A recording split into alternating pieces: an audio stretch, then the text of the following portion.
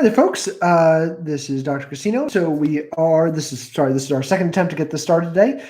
So sorry if some of you are waiting in the other video that I'm guessing will never actually happen.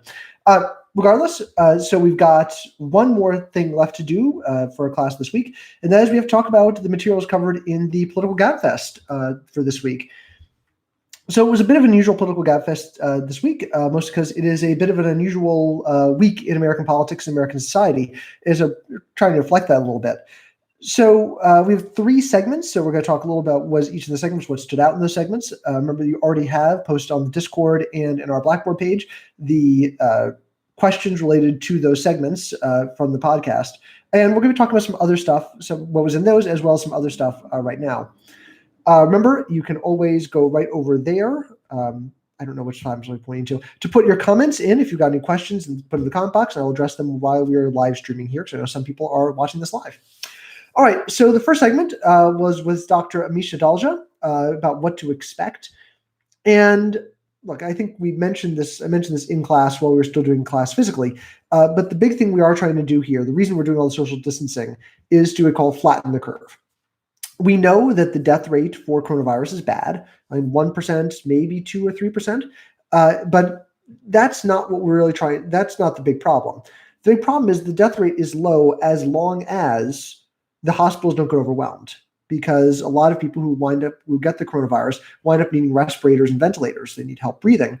And to the extent that the hospitals get overwhelmed, we get tens of thousands of people who need those ventilators and respirators at the same time. The hospitals, the intensive care units, the ICUs will not be able to keep up. And they'll have to make decisions like they're doing in Italy right now, which is terrifying. So in Italy right now, we got cases where they say, look, we don't have enough ICU space for everyone that needs it. And so we have to make decisions about who's going to live and who's going to die. That elderly people, their kids are grown up, so we're going to let them die. We're not going to give them a ventilator because we need to give it to someone else. And we're trying to avoid that situation. We're trying to avoid a situation where we're having to decide who lives and who dies. And the way to do that is to flatten the curve, right? Rather than have everyone get the disease at once, we're going to make it so everyone gets the disease over an extended period of time. And the idea then is that the hospital capacity will be able to keep up. So Dr. Adalja really, I think, appropriately is wondering why the U.S. didn't do things that other countries did in order to flatten the curve out. So, it's one thing people talk about China, but China's an authoritarian country. Of course, their government can do things that our government potentially wouldn't be able to get away with. But South Korea, which is not authoritarian, closer to it than we are perhaps, but certainly not an authoritarian country. And, what did South Korea do or Singapore do? They tested the hell out of everybody, even including those with mild symptoms or no symptoms at all, and then contained the virus by isolating those people. So the people were isolated. In China, they're kept away from their families. So they're isolated, and so they weren't able to spread to very many people. And they were able to really cut down the number of people it was spreading to and flatten that curve. We weren't able to do that. And it's probably too late for us in the United States to contain it in that way, just because it's in the community. There's so many people who have it now that we just can't do it that way. And a lot of it is because initially our testing protocols, so South Korea is saying, if you have any symptoms at all, we're going to test you. In the US, it was if you have mild symptoms, no symptoms, don't test yourself. We're not going to use tests because we didn't have enough tests. So we can't really do it in that case because all those people had mild symptoms or asymptomatic, just went about their lives and spread the disease around to a bunch of other people. So it's too late for us to contain it that way. So this really is more about doing this kind of society-wide social distancing. But what I like about this, what I think is interesting from a politics perspective, from a very large-scale politics perspective, is this question of how do we decide if social distancing is actually worth the health benefits. So when we're doing social distancing right now, we're doing it to save lives. That there are thousands, tens of thousands, potentially even hundreds of thousands of the increased capacity of the ICUs. So we spread it out, we flatten the curve, and the ICUs don't get as jammed, and so more people live. And so we're all doing this in order to protect the lives of millions of people. But there's a cost to that. And this is one of the things we have to understand is that even though we like to think that that saving human life is our highest priority, it's typically not. And oftentimes, where governments are called upon to do a cost-benefit analysis. And so the government will decide what is the value of one human life or of 1 year of healthy human life. And that's a calculation that is always going to be a little problematic. It's always going to be difficult because we think human life is, priceless, good priceless, not worthless, but priceless. But of course it's not. And we also value different human lives differently. So for instance, a few years ago, the government made a decision to make it mandatory to have rear view cameras on every car. So every car now comes standard with a rear view camera. So when you back up, a little screen comes up and shows you what's behind you. The reason we're doing that is to stop people from essentially running over their own children. This was called bye-bye syndrome, where basically small children, when one of the parents is leaving for work, run out to the driveway to wave goodbye. And especially driving a large SUV, you don't see the kid, you run your own kid right over. So how much money is it worth it to stop X number of cases of bye-bye syndrome, of kids getting run over by their parents? I mean, when the government did the calculation for the rear view cameras, they came to the conclusion that it probably only worked if we valued each life of those small children getting run over at somewhere around $5 million each, right? Because when you put those cameras on the cars will get more expensive. So there's an economic cost to saving those lives, and we have to weigh the number of lives we're going to save. Now with children, we said, well, boy, children, especially getting killed by their own parents, that's rough. So we'll value that $5 million. We don't value everyday human lives at $5 million. In fact, the government's value on a human life is normally closer to about $250,000 per person. So if the government's policy, well, this policy will cost $10 million, but save 100 lives, we would go, yeah, it's not worth doing. Because at that point we're valuing human life more, $100,000 each, than we actually value human life as a society. So this leads us to this question of the calculation with the social distancing.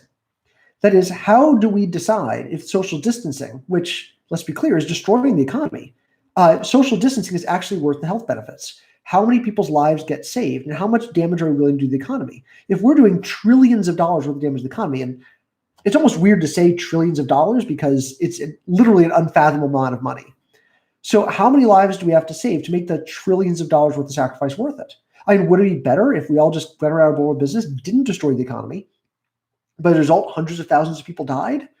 We don't know how many people we're saving. And that's where the pushback we're seeing is, or at least the question of how do we decide if the social distancing is actually worth the health benefits? And right now, it's potentially even an unsolvable question. It's an unsolvable question because we don't know how bad the economic damage is going to be. Although by all indications, we'll have a better idea next week. But by all indications, the economic damage is going to be shocking. So to put in perspective, in a normal normal month, you get about 250,000 people in the United States that file for unemployment benefits. 250,000 people lose their jobs. So unemployment rate's low, so most of them are going to find a new job pretty soon. But in a normal month, about 250,000 people are going to file for unemployment. Last week, and that's before things started getting really bad. We had quarantine, before we had more distancing, social distancing and quarantine in place. It looked like we had somewhere around 2.5 million unemployment benefits, and we don't even have all the full data yet. So we're seeing a tenfold increase in unemployment. This means unemployment could rise from the current rate of about 3% up to somewhere around 9 or 10%, which is where it was during the worst periods of the 2008 Great Recession. Now, we're not at levels of Great Depression where unemployment was in the 20s, but that's still a huge shock to the system. So the damage to the economy looks really bad, but we don't know how long lasting it's going to be. So we don't know how to measure the damage to the economy, and we also don't know the other side of the equation. So on one side of the equation, we have the damage to the economy. On the other side of the equation, we have the number of human lives we're saving, and we don't actually know how many human lives we're saving. The reason we don't know that is because we don't know what the fatality rate is. So we know that the fatality rate in China was around 3%. At least we think that, because they did aggressive testing, so we think they caught almost all the cases, but we're not sure. Also, the situation we have in the United States is very different than we have in Italy or in China, where the fatality rate is relatively high. Number one, we are more socially isolated to start with. So Italy and China, people ride a lot of mass transit. They're in very crowded areas. The United States in general is not very crowded. Now, places that are crowded, like New York City, where people do ride a lot of mass transit, well, they've had a lot more problems with the coronavirus. They've had those problems because people are spreading the disease more, because they talk to each other more, they're in close proximity. But if I'm out here in the suburbs, going a week without seeing anybody is different, but not that different. We drive by ourselves to work. We're often very isolated. And this is one of the things people criticize American society, is that we are so isolated from each other. We live in houses by ourselves and drive our own cars and don't necessarily see or talk to people. But that could help us resist the virus. Also, we are a much younger country than Italy is. Italy is a relatively high median age compared to the United States. So as a result, perhaps things wouldn't be quite as fatal for us as they are in Italy. So I think it's important to ask how we make this decision. I think it's tempting to say we're just going to value human life. We'll do whatever it takes to save people's lives. But as a society, we don't do that already. If you want to do whatever it takes to save people's lives, we've mandate that everyone wear a helmet all the time. If you're driving a car, you should wear a helmet. But that's insane. Of course, we're not going to do that. So we have to weigh the risks and weigh the costs and the benefits and decide what we're going to do. And I fear that we may get to a point relatively soon where the government decides that the benefits to the social distancing, the benefits to everybody, wrecking the economy and everyone staying home and kids not being in school is so great that it's not worth the number of lives we're going to save, especially if it turns out the number of lives we're saving is not actually that large. Now, one other thing from this segment we want to talk about is Dr. Adalja is he has no idea. He can't understand why we weren't doing aggressive testing in the way that other societies were doing. And there has been a lot of people saying that the reason that we weren't doing that is because President Trump was so worried about keeping the number of positive test results down. And President Trump, very early on in the coronavirus outbreak, talked about how he didn't want the numbers to go up, that the numbers he thought were bad for him. So, for instance, this came up, we had a cruise ship parked outside of San Francisco. And at that point, we only had about 100 confirmed cases in the United States, and we thought there might be hundreds more on the cruise ship. And so President Trump said he didn't want the cruise ship to come to land because it did. He thought it would double the numbers and it would look bad for him. So the concern, the belief that a lot of people have is that President Trump didn't want to pursue a lot of an aggressive testing regime because it would have found more cases, which would have made him look bad. Of course, in the long term, it would have been much better for us if we'd done that testing. We were able to manage the crisis the way they were able to do in South Korea. But we weren't doing that. And a lot of people are, in fact, just blaming President Trump for that. For trying to denying for the first month of it, there was a crisis. Now, President Trump now, of course, says there is a crisis and now says he never said it wasn't a crisis. But we should know that President Trump did, in fact, for weeks on end, talk about this being a hoax, talk about how the coronavirus is just going to go away. That wasn't really a problem at all. And I think we can accurately say that probably led to low preparedness and to people actually dying. All right, let's move on to the second segment. This was the interview with Neil Irwin, but whether the economy can be saved. So right now, Congress is dealing with questions about what exactly they're supposed to do in the face of this. So we've never actually had an economic issue like this before. Sure, after 9/11 or after in the wake of the 2008 financial crisis, there were a big slowdown in economic activity, but it was a slowdown, right? Things moved down gradually. What we're seeing today is less a slowdown and more a drop off a cliff. Just all these businesses suddenly stopped. And it's not clear what we're supposed to do about that. So the optimistic part of this is that there's not a systemic problem. The reason all the restaurants and all the nail salons and barbershops, whatever, are shutting down is because the government told them to shut down and because people are scared to go there. So once people aren't scared anymore, the government says, okay, you can reopen, then everyone will just go right back out. And the economy will get right back to where it was. And that's the optimistic side. And that would be what they refer to in the podcast as a V-shaped recovery. So it goes way down and then back up. And if that's the case, that's kind of best case scenario, then we don't have to do a whole lot.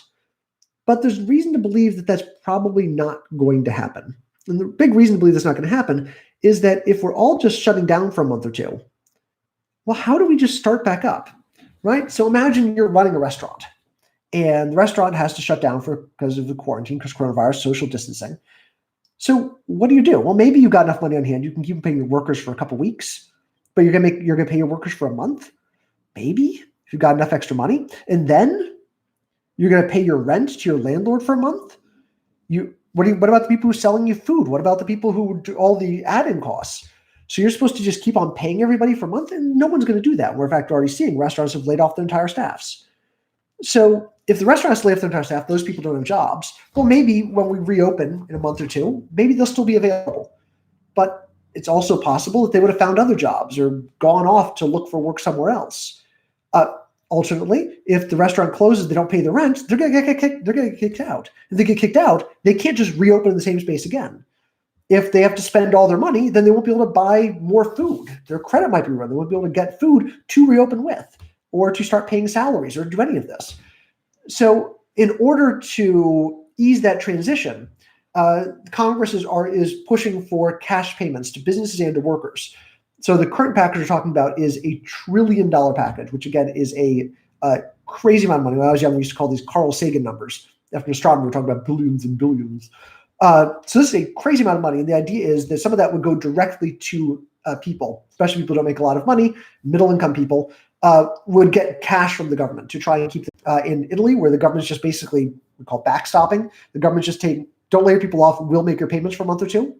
And that's a possibility. The other side of this is payments to large companies. So there's some large companies, airlines come to mind, that are losing an insane amount of money because no one's flying, because at this point it seems like you'd have to be crazy. Also, there's nowhere to fly to because everyone's under quarantine. So airlines are asking for a bailout of $50 billion. And all these different industries, the cruise ship industry, the airline industry, are asking for bailouts. And it's not clear how we decide who is going to get the bailouts and who isn't going to get the bailouts. And that's a political decision. The fear a lot of people have at this point is that the government is going to use this as we call a Christmas tree bill, where basically everybody gets what they want. If you're giving out $1 trillion, you can afford to give a lot of money to a lot of people. So even things that aren't necessarily related to the coronavirus wind up getting added onto this. Now, this is actually a long tradition in American politics of what they call not letting a good crisis go to waste. That is, when there's political energy, and we've talked this before, the idea that the U.S. system is what we call a high veto point system, meaning that it's very hard to get anything done because there's a lot of veto points. There's a lot of individual senators or members of the House who can block something from happening if they're on the right committee in the right place at the right time.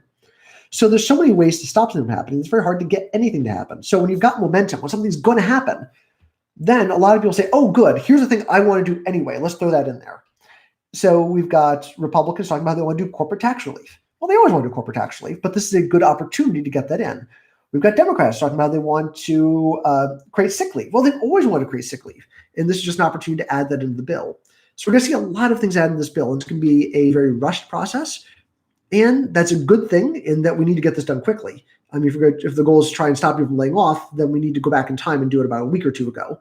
On the other hand, if it's very rushed, we don't always pay attention to what's in that bill, and there could be a lot of stuff in there that we might not necessarily agree with. We also have to ask the question whether it makes sense to attach strings to the bailouts. So if we bail out the airline industry, does it make sense to tell them, okay, we're going to give you money, but you've got to do X, Y, and Z? Now, the argument for that is that the airline industry is a lot of stuff we don't like, and if they're going to be using public money, that they should abide by our rules, and they have to do things that are in public interest. This is what we did when, for instance, after the 2008 crisis, we bailed out the auto industry. We gave the auto industry, the big three automakers in Detroit, a lot of money. And as a result, we said, okay, we gave you all this money, so now we own part of the auto industry. We own you, and you have to do certain things, right? You can't participate in stock buybacks. That's where company spends money not to invest in their own products or factories or their workers, but rather to drive up their own share price. We told the auto industries, you can't pay your executives too much money. We're going to limit the amount of pay you can give your executives. So, and then eventually they paid the government back. Government actually made a bit of a profit on it. And then, they were able to do whatever they want, which is what they can do now. So if we go to the airline industry, bail them out, should we be saying to the airline industry, okay, but we want to limit your executive pay. We want you to do this. We want you to do that. We want you to give us more room for more legroom in economy class seating. Right? What are we going to ask them for? And if we're going to ask them for anything in return for these sort of bailouts. So the other thing I want to talk about here, the two other issues I want to talk about here with the bailouts, is the first is about Keynesianism. So we haven't talked about much Keynesianism in class so far. So Keynesianism refers to John Maynard Keynes. He's a early 20th century, late 19th century, early 20th century economist. And John Maynard Keynes is the most important economist of the 20th century. Essentially what he argued was when the economy goes badly, when things are going badly, it's the job of the central government to what he called prime the pump. That is, to spend money in order to get the economy moving again. And he talked a lot about the rates at which people spend money. So the key insight here is that every dollar you spend has what's called a marginal savings rate. So suppose I give you $10. Well, what are you going to do with the $10? Well, you've got two choices. You can either spend it or save it. Now, if the economy is bad and I'm trying to resurrect the economy, I want you to spend it. So if you take that $10 and you spend that $10, you have probably a very low marginal savings rate. You probably don't save a lot of money because you're a college student. You shouldn't be saving a lot of money. You should be spending it now. You're investing in your future. So you spend that $10. Maybe you save $1 of it. So that would mean you have a 90% marginal spending rate, 10% marginal savings rate. But when you spend that money, it doesn't go away, right? It goes to somebody else. It goes to a convenience store, wherever you're shopping, and they're going to save some of it and spend some of it. And then it goes on to somewhere else. And every time, some of it gets spent and some of it gets saved. So if we add all the spending up that happens for the $10 I give you, well, as long as you have a relatively low savings rate, a relatively high consumption rate, that $10 is going to generate a lot more than $10 in economic activity. Indeed, it could be creating as much as $30 or $40 worth of economic activity if it gets spent a bunch of times before it gets to somebody who saves it. Now, Keynes argued that the goal, therefore, of the government is to get, during a crisis, to get money to the people who need it most. Because the people who need the money most are the ones that are going to spend it, therefore creating the largest repercussions in the economy. Because more repercussions means more people are going to be saving, more people are spending, less saving. Once the money gets saved, gets put into an account, the savings account, well, now it doesn't matter anymore. Right now it's not being spent. Right now it's not helping the economy in this moment. So what does this tell us about if we want to bring back the economy? Who should we give money to? The answer is mostly poor people. This is what Keynes is going to argue. And Keynes always say he doesn't care what you do for it. What you can say, bury it in bottles or just hand out, it doesn't matter. During the Great Depression, when the Keynesian theory was first put in place in large force in the United States, basically what the government did is create jobs, building highways, building bridges, planting trees, planting forests, building libraries, painting murals, whatever. They didn't care, to get money to people who needed it. Today, if we're talking about that, odds are we would probably want to give the money to poor people. Or at least people who are currently out of work, because if you're out of work, you're probably not going to be spending very much money or saving very much money. You'll be spending it, therefore increasing the amount of economic activity we generate by giving you money. But while everyone agrees on this part of Keynesianism right now, the idea that we need to spend money to prime the pump, the other part of what Keynes argued gets often ignored. And that is that Keynes argued, okay, during a crisis, you have to spend a lot of money to get the economy going. Once the economy gets better, you have to raise taxes and take money out of the economy to pay back everything that you had put in, all the money you had spent when the crisis was in. In the US, we're very good at the first part, spending in a crisis, and very bad at the second part, paying for that later. So we're right now, we're already at a point going into this crisis where we're running huge deficits. That is, we had a giant tax cut bill that happened after President Trump came to office. It was overall had a cost about $1.5 trillion, mostly towards large corporations, wealthy people, and people living in certain states. So people here, like in New Jersey and Connecticut and New York, we actually saw our taxes go up with this tax cut, with this theoretical tax cut. So it was this sort of targeted tax cut mostly for corporations and very wealthy people. And that's cost a lot of money. So we were running very large deficits. The government already was spending way more money than was taking in, to the tune of about $1 trillion. We're getting close to multi-billion-dollar, trillion-dollar deficits. And so we're already at a point where we're spending way more money. So there isn't necessarily a lot of extra money for us to spend. Now, if you're the federal government, you have the benefit that you can just always make more money with the potential risk of inflation. So that's what's going to happen. But we don't think we can sustain those sort of deficits for very long. Which means if we do this and we actually do spend $1 trillion right now, well, then we're going to have to pay for it sometime in the future, which is what Emily Bazelon was talking about when she said this is essentially a large transfer of wealth from young people to elder people, right? From young people who are paying for this in the future, like you guys are going to be paying off this debt for decades or centuries to come, versus the future. Old people right now, we're the ones who would be living because we, not die because we did this. So we're going to see a lot of talk about Keynesianism. I imagine we'll be talking about this soon. Imagine by next week, I'm hoping we'll actually have a particular relief bill to talk about. And so we can talk about Keynes there. The last thing I want to talk about is, from this section, is the problem we're facing with how do we get things back open. So let's say we reopen everything. How do we start? It's actually the same problem that developing countries face when they're first trying to start industry. So let's say I'm a developing country. I want to build factories. So I'm going to build a car factory. Cool. Government goes in and builds a car factory. The problem we have with the government coming and building a car factory is that you build cars, but I've got one factory. So the people working in the car factory maybe can afford their cars, but no one else can. So it's not enough for me to build a car factory. I need to build a bunch of factories at once. Because if we don't build a bunch of factories, the government is going to build a bunch of factories at once, then the car factory is not going to want to open unless the government does it, right? The car factory is not going to open because no one has the money to buy our cars. No one's going to have money until we start another factory and they start making things, but whatever they're making, people aren't going to have money to buy that either. The only way to get to work is for everyone to open up their factories at the same time, to have some degree of central coordination. So you have to start a bunch of things at once, and this creates a collective action problem. because no one wants to be the factory that opens first. Because the factory that opens first is going to lose money for a while until all the other factories catch up with it.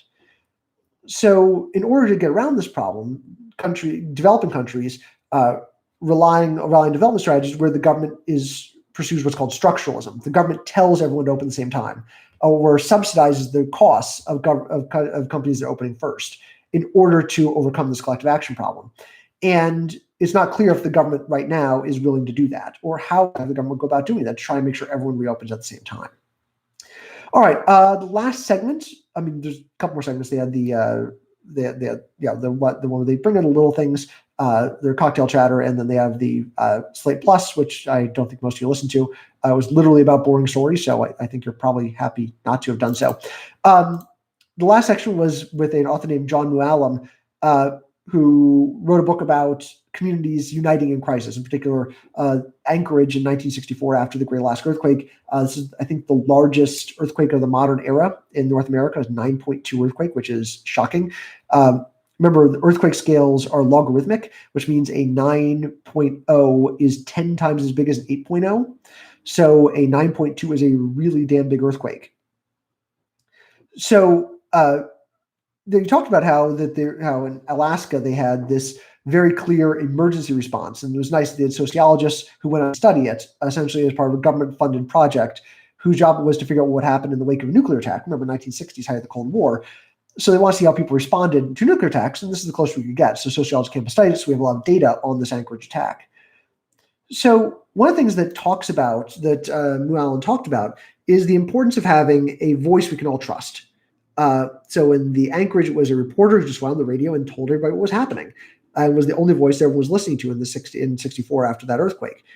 And it's very hard to hear someone talking about how we have to have a voice we all trust about the in a crisis without taking that as an implied criticism of President Trump. So President Trump, as mentioned before, was very late to calling this a serious crisis, very late to calling this a pandemic. For a while, was calling it a hoax, was saying that this is just a way for Democrats to try and score political points. That was all made up. It was going to go away. They said we have one case right now. It's probably going to go away. It's going to be zero soon. It'll all go away like magic. It has not gone away like magic. It's going to get worse before it gets better. And the president, thankfully, has come to that conclusion with the rest of us. But the president is still telling us a lot of things that are simply not true about the government's response to the coronavirus. So, for instance, last week, he talked about how he had made a deal with Google, where Google's built a website that was going to diagnose people with the coronavirus based on the symptoms. And you basically type in what your symptoms are going to be, and they would tell you if you had to get screened or not. That website does not exist. It didn't exist the time President Trump talked about it. Google said it wasn't actually Google. It was a company that Google owns, was working on something that they were hoping to get out soon for use in the Bay Area. And President Trump went on national TV and said, oh, this is going to be out any day now and be available nationally. Not true. He talked about how they had made a deal with Walmarts and other big box stores around the country to offer drive-through coronavirus testing in the parking lots, which is a great idea. It's what they're doing in South Korea, right? Do drive-through testing. It doesn't exist. The deal didn't exist. The testing isn't there. It's just not there. President's repeatedly said, we've got enough testing for everyone who wants it. It's just not true. We don't have testing. We don't have enough testing for everyone who wants it. So the president is not telling us what's going on. The most recent example of this, as of yesterday, he talked about how the FDA has approved a drug for coronavirus. Said, boy, they've got this anti-malaria drug that works really well, and I'm cutting the red tape, and we're going to get to everybody. Only to have the FDA come back and say just afterwards, that's not true. Like, this drug has some promise, but it has to be tested. We don't know if it actually works. All sorts of problems with actually saying this. Before I go on with this, Lenny's asking a question in the chat, asking if flights are going to cancel or airports are going to close due to the coronavirus. We've already seen a lot of flights get canceled. Domestic airlines have reduced their capacity by 30 to 40%. So a lot of flights are already canceled.